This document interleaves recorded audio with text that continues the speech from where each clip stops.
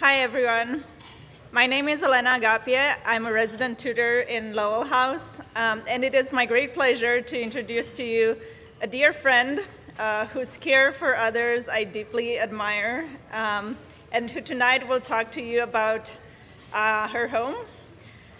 Kim Tichmann. The title of her speech is Cry the Beloved Country.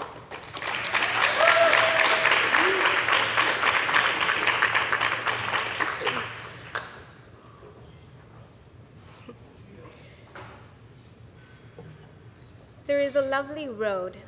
It runs from Iclopo into the hills.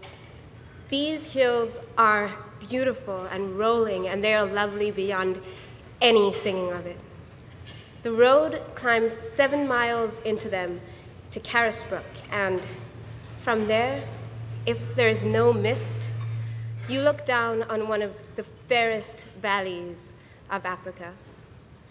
That is Alan Patton's description of the road to Grandpa Henry's farm in the province of KwaZulu-Natal, South Africa. Grandpa Henry grew up in the hills and valleys of KwaZulu-Natal. He had a white German father and a black Zulu mother. So whenever visitors came, Grandpa's Zulu mother had to hide him away and pretend to be just the maid. And it was in the hills and valleys of KwaZulu-Natal that Grandpa Henry met Granny Irene, and she too had a Zulu mother. Her father was a Scotsman with 12 other Zulu wives. 1948. Granny Irene and Grandpa Henry lived together on the farm. South Africa is no longer a single nation, but one divided by race. They called it apartheid. Black, white, Indian, and colored, mixed, tainted beyond repair, but in the eyes of the law, not as despicable as our darker ancestors, our Zulu mothers. My father grew up in this South Africa. He grew up on the farm where they lived off the land. They fished to pass the time. One day, my father and his father perched on a rock on the grassy banks of a dam fishing when 2 white children walked by.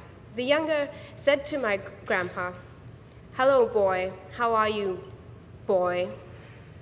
Perched on the rock on the banks of the dam in KwaZulu-Natal, Grandpa Henry did not respond to that child, but instead turned to my father and said in Zulu, "Look at these young children raised to call an old man like me, boy."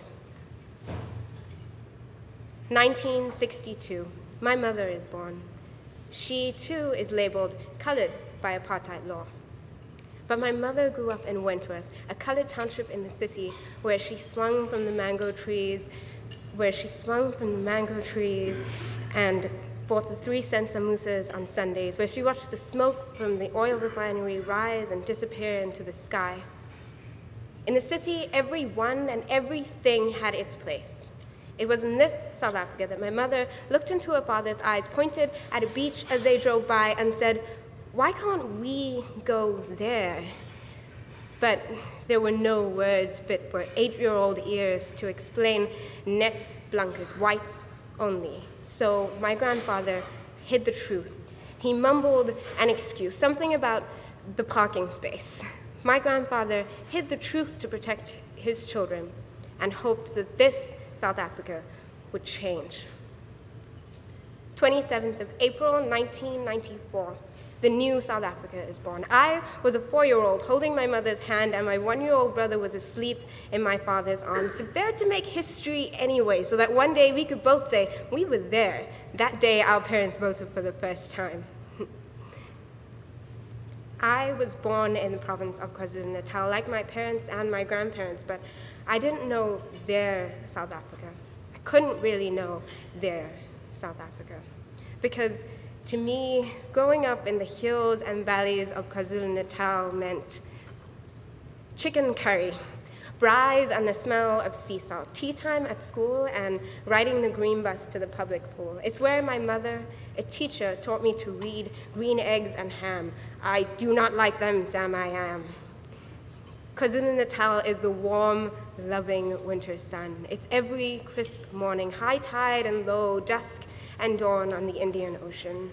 KwaZulu-Natal, where once I thought I would live forever with my parents and my little brother in the yellow city house on the top of the hill.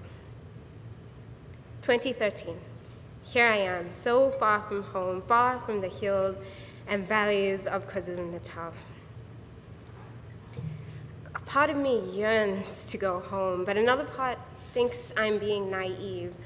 My South Africa is 52 million people, 11 official languages, and 1 democratic government.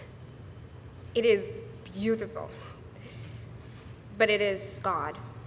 Our South Africa, where 50 people are murdered every day, 17% of adults are HIV positive, and the gap between rich and poor continues to grow.